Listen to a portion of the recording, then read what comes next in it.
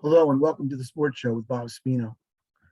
I came in to talk about last night and Taylor Henneke.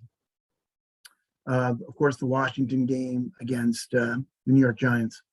I picked Washington going into this game, and they were my suicide pool pick as well. I believe in this kid, Henneke. I liked him from last year when he had to play in a playoff game against Tom Brady. I thought he was poised then. I thought he was playing like a kid that's been playing for 10 years, that nothing fazed him. He had a tremendous game that day. They did not win. Tampa Bay won. But that's Brady. That's all about Brady being Brady. But it didn't change what the kid did. He was amazing.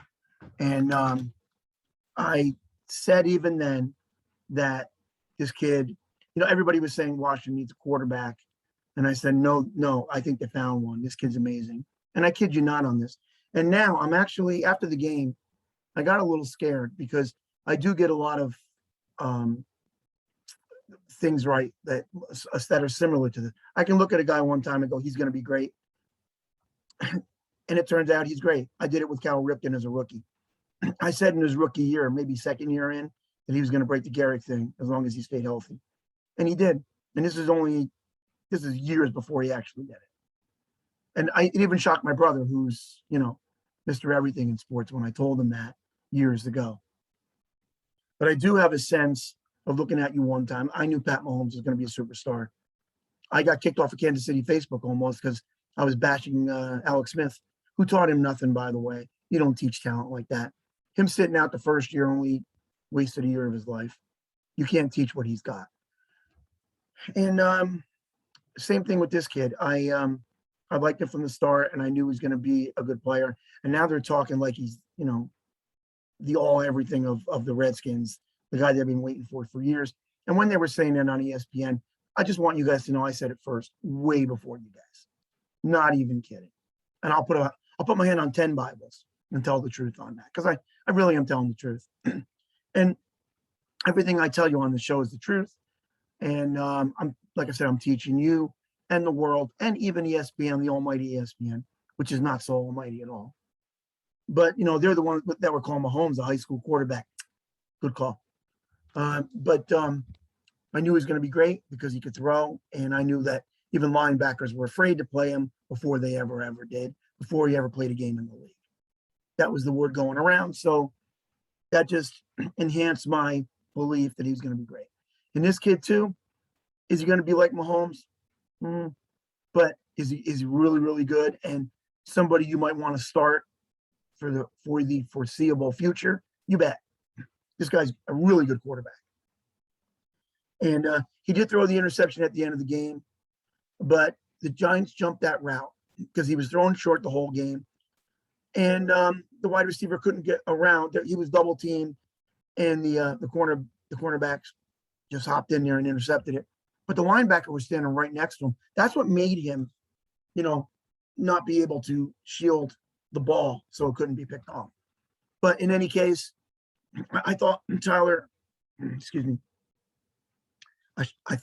should have run on that play. I think there was a hole up the middle. He would have gained 3 or 4 yards, maybe 5. Would have been third and short. Ended up throwing the interception. But when the Giants didn't score the touchdown, I knew that Washington was going to come back. Granted, it took a penalty to save them because the field goal was missed at first. But hey, you know what?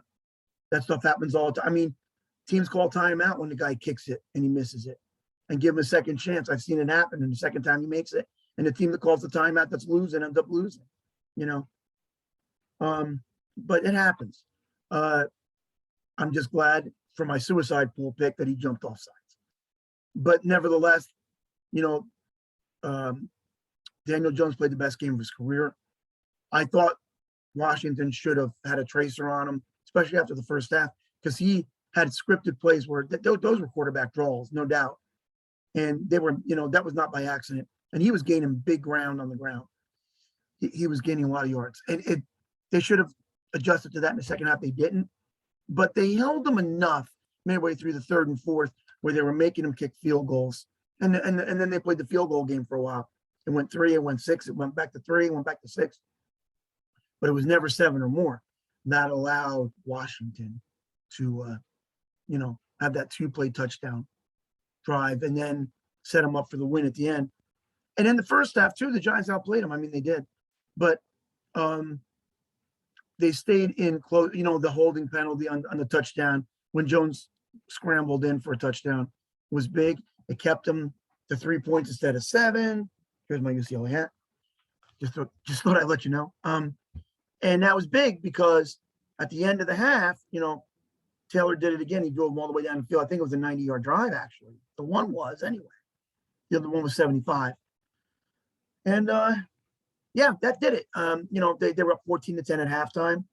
But, that was the best game I've seen the Giants play in a long time. The Giants are not very good on defense. I was out last night, and I live in Giant territory, okay? I'm not going to tell you where I live, but it's in Giant territory. And somebody ran up to me, when they took a 7-0 lead and they saw I was upset. Oh, Giants have a great defense, blah, blah, blah, blah, blah. Best in the league. I go, they only played one game. And he was like, no, best over the last couple of years. I go, I've gone to Giant games the last couple of years here and there. I go, their defense can't tackle anybody. They're not that good. And this is where stats, folks, you can't always trust them, okay? Even if they're highly, rated stat-wise, has a great D, just going to the game will tell you, or just watching enough games will tell you, they're just not. And that's why the analytics is garbage. It's just so garbage. For every 10 stats out there, save 2, get rid of the other 8. I heard a guy in Major League Baseball this year. I said that years ago. I heard a guy this year go, of every 10, save 8. Yeah, okay. How about we fire you because you're not that smart? It's the other way around. Stats can talk you in and out of everything. And I'll tell you how I learned that. When I was a little kid, the NFL always had their individual team films at the end of a season, and they would put them on, like on a Saturday afternoon during the season. And they'd go, last year in review, back then, the St. Louis Cardinals, now the Arizona Cardinals. And you watch this thing and you think, how did this team not win the Super Bowl? This guy intercepted the most passes. That guy had the most yards rushing. Yeah, but the rest of the team was stunk, and they didn't show you that part. They couldn't do nothing. And they were like 2-14 every year. And that's how I learned the stats are overrated. You just got to be smart enough to know who's good. You got to have a well-adjusted conscience in life and in sports. You got to know who's good, what's good, and what you're looking for. It's almost like shopping. You have to know what you're looking for. And when you do, then you could see somebody like I can. And I'm not trying to brag because I'm not bragging. It's the truth. And you can look at a guy and go, he's really good. That guy, no. And, I said this the other day. I don't know how these scouts and coaches get and keep their jobs. Because this Taylor Heineke, he went to Old Dominion, and they were a small school in the beginning, and eventually they moved up to Division I. But he was beating teams right along from the time they were, in a small conference to an independent for a little while, then in the Division I. He actually threw for, are you ready for this? 700 yards in one game. And it was the most until Mahomes broke it. And 5 touchdowns. And Baker, because Baker and Mahomes had 7 in a game. And 700 yards in a game and 7 touchdowns. They both did when Oklahoma played Texas Tech. But you know what? How can you overlook him? I understand he was on the practice squad with New England. You're not going to play in front of Brady, obviously. He didn't stay there long. He didn't stay long anywhere. I want to say he was on Carolina. I think that's what I read. He just said Minnesota. He was there. With all the great quarterbacks you have right now in Minnesota, Kafka? Was that his name? I don't even know his name, let alone how good he was. Kafka, I think his name was. And now Cousins, and you put this guy in a practice squad and cut him. I mean, he's been cut by 5. You know what? The St. Louis, he played in the XFL, and I want to say the Battlehawks was their name. You got to love that name, first of all. It's an unbelievable name. Maybe the Redskins should change their name maybe they should change it to the Black Battlehawks. Oh, wait, that'll offend somebody. Sorry. I just got a phone call right now from a battle hawk. He's pretty thick. Okay, sure. But anyway, how about that? I mean, the guy set all kinds of records, and he was only one of 18 quarterbacks to ever rush for 1,000 yards and pass for 10,000. And he punted for the team, and he was a good punter. So, I mean, how can you overlook this guy? But sure enough, everybody seems to know what they're doing in the NFL and in every pro sport, and even in college sports. Sometimes I wonder about them. They do the same thing. They pass up on so many good, players. Will bench them. They think some players are better than others, and no, it's definitely wrong. But how could you pass them up? They did, and they're kicking themselves now. But I got to tell you, last night when ESPN was crowning him the new quarterback of the future, I kind of got scared because I'm just like, Bob, why are you so right all the time?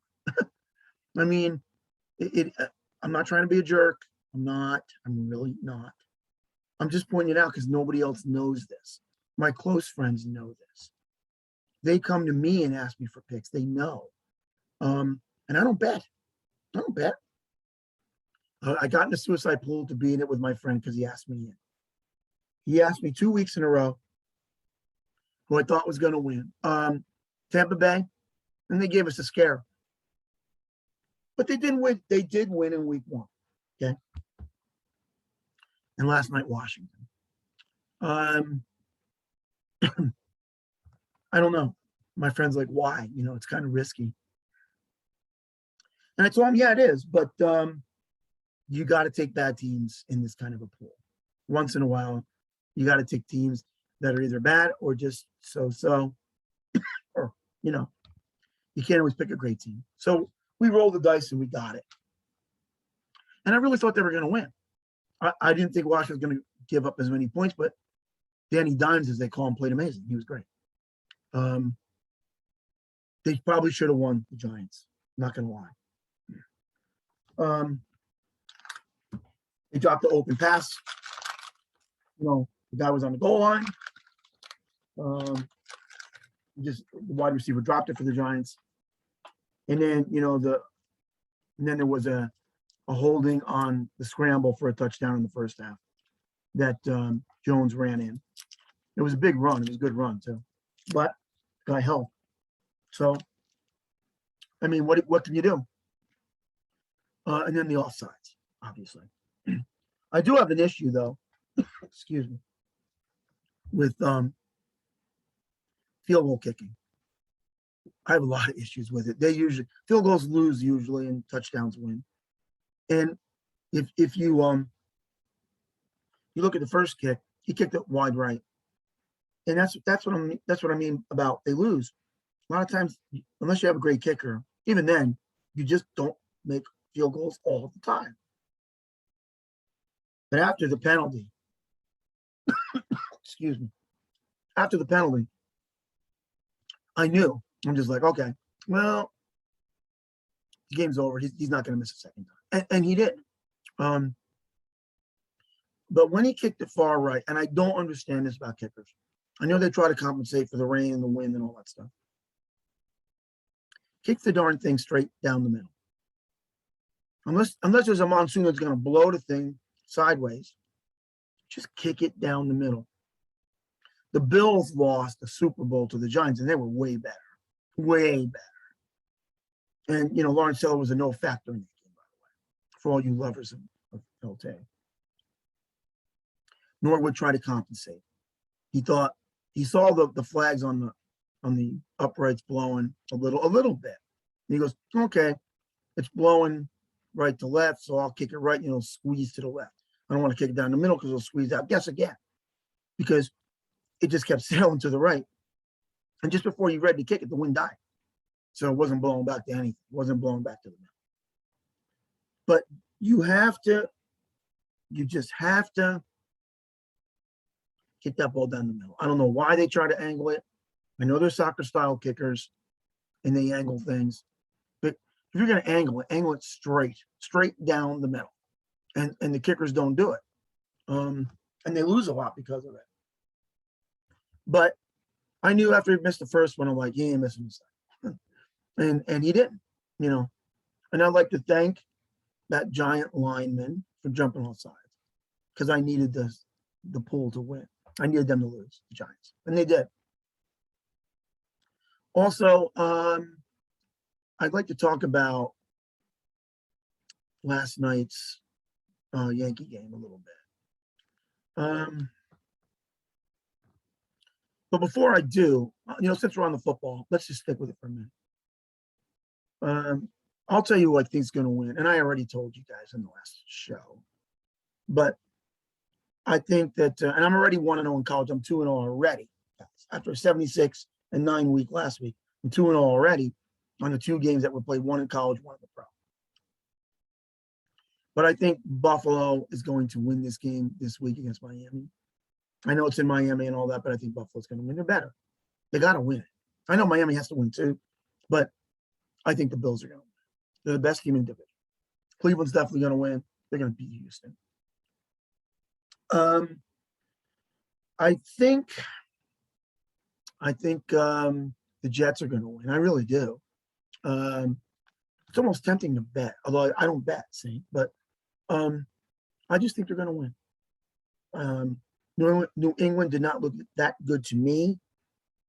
The Jets played pretty well on the road. They only lost by 5. And I like Zach Wilson. He's going to be a good player. I really believe that. So, yeah, I think they're going to win. Probably the Cardinals are going to win. I think they play home, and I don't remember who they play at home, but I do believe they're going to win. And I'm sure I'm missing somebody here that I think is going to win. But those teams I feel pretty good about. But we'll see, Okay, and now we'll get to the baseball. The Yankees are so frustrating, and I do not like them. I'm not a Yankee fan. But they should have lost, this week. It seems like the Gallo-Rizzo thing is worn off. Because to me, that reminds me of a team that's struggling. You change managers halfway through the year, and you start playing out of your minds for about a month. And then you realize, we're still not that good. Then you start losing again as time goes on. You are what you are. But the Gallo-Rizzo thing, the fire that they brought is kind of waning a little bit. They're still good. They can still hit. But they should have lost this week to the Twins. Even David Cohen said, as I said before, the Twins got cheated on the strike call. Should have been strike 3. The game should have been over. The Twins should have won. And then the other night, when Gardner was up, he blew that single. But it should have been strike 3 on him. He should have never had a chance to do it because the first pitch was a strike and they didn't call it a strike. They got squeezed. And he ended up, the at-bat went longer than it should have. Ended up blooping a single. They scored 2 runs and won the game. So they should have lost this week. They're really not playing well. I mean, the Mets beat them. Mets should have beat them 3 in a row. They should have. They have. They gave that middle game away. The manager did it, and so did the shoddy infield. The defense did it. Baez and Lindor. But no, they're, I just wanted the Orioles to win 1 game. And last night it was big because now they're tied with Boston. Boston didn't play last night because they were traveling. And now, see, the schedule's going to get tougher for the Yanks. Baltimore is going to play Boston now, which is going to help. And Toronto, I think, is playing the Twins, I believe. So now those teams that, the Yankees were beating on are going to get beat by the teams the Yankees are chasing. So it's going to be hard on them. The Yankees, I believe they are off today. Oh, no, I'm sorry. They play Cleveland tonight. They play Cleveland. That's right. Which is not easy. They're home, the Yanks, but Cleveland's still halfway decent. They're not like playing the Orioles where you're going to get the win. And then they play Texas, and then it gets really hard for the Yanks. You got to play the last 3 series are Toronto, Boston, and Tampa Bay. So that's not going to be easy. This is where the Yankees can lose it. And I think they may. See, for a while there, the way they were going, when they first got those 2 players after the deadline, even they said, we feel like we're going to win every day now. We're never going to lose. And it looked that way. And I got scared. But the truth is, and I know the Yanks, they're never out until they're out. You can't get them out. You just can't. They've always been that way. But now, because of the way they've been struggling, And it helped that their schedule got easy this past week. But they really didn't gain a lot of ground in the week that they probably should have, because now it's going to get harder a lot harder for the Yankees, actually. But they're gonna have trouble now. I do think Toronto's going to make a playoff spot. I actually said I thought they could win the division at the beginning of the year, but they didn't play at home all year. When you got that kind of offense, you always have a shot. And sure as heck, once they started playing at home about a month ago, that's when they started tearing out. So I do believe they're going to make a wild card. Tampa, I don't know how they keep doing it, but they keep doing it.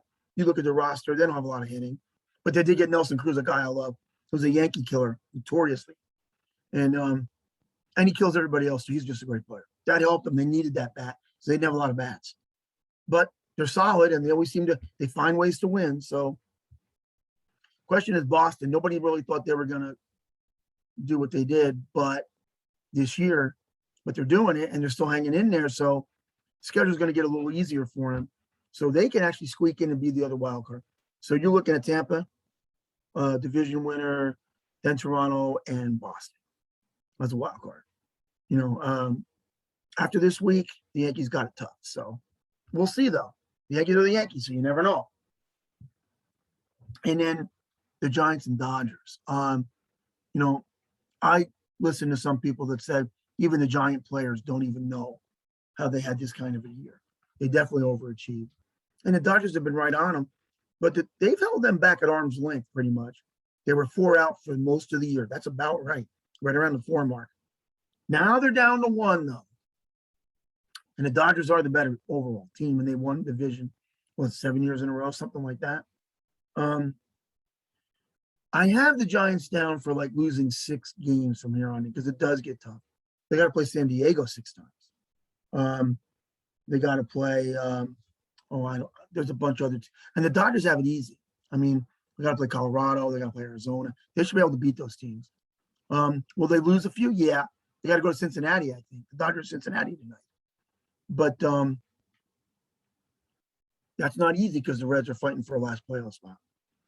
But I see the Dodgers they have to beat them outright.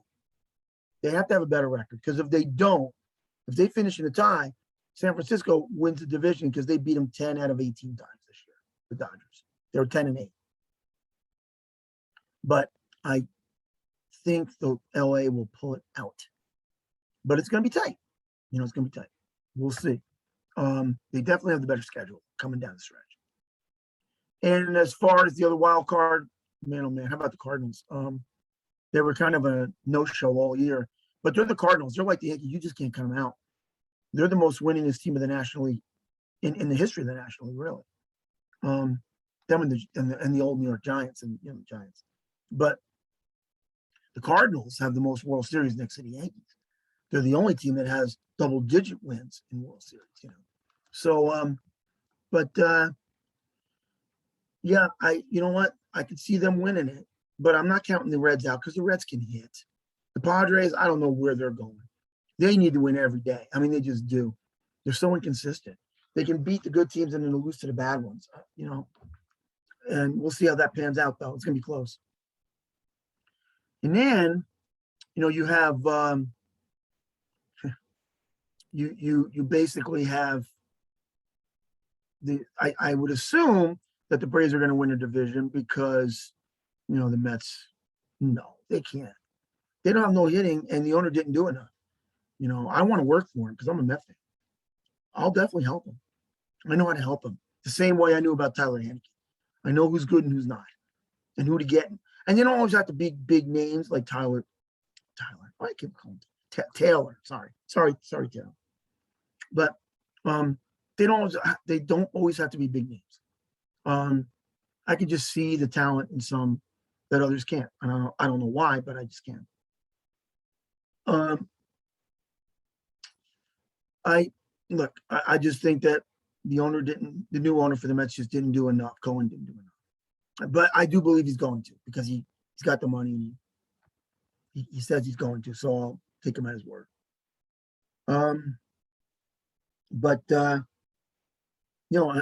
So I guess the Braves are going to win. of course, the Brewers are going to win. There's nobody in the division, really. The Cardinals are there, but they're too far back. And the Reds are too far back. But that's what you're looking at. The White Sox, to me, are I'm not sure, because a lot of people had them favored to win the World Series, them and the Dodgers, when the season started. Vegas did, actually. They had the Dodgers, and then they were second, a close second, actually. Some people actually had them first. But they're a mystery to me because, they can't seem to beat certain teams. But they're having trouble against the Yankees first. I think the Yankees beat them 5 out of 6 this year. The only one they won was that Field of Dreams game. That was it. Because they got swept in New York 3, and then they lost 2 out of they lost 5 out of 6 to them. And that's how the playoff thing looks. We'll see how it shakes down, of course. Will the Yankees make it? They could. If Boston starts losing, they will. They will. So I hope that doesn't happen, but we'll see. And let's see what else. Tomorrow's the big day. We have a lot of picks. The college, I like my picks. I like a lot of my picks, actually. And, we'll see how it goes. But, and you know what? I hope you guys are all listening because, again, I am trying to teach you guys.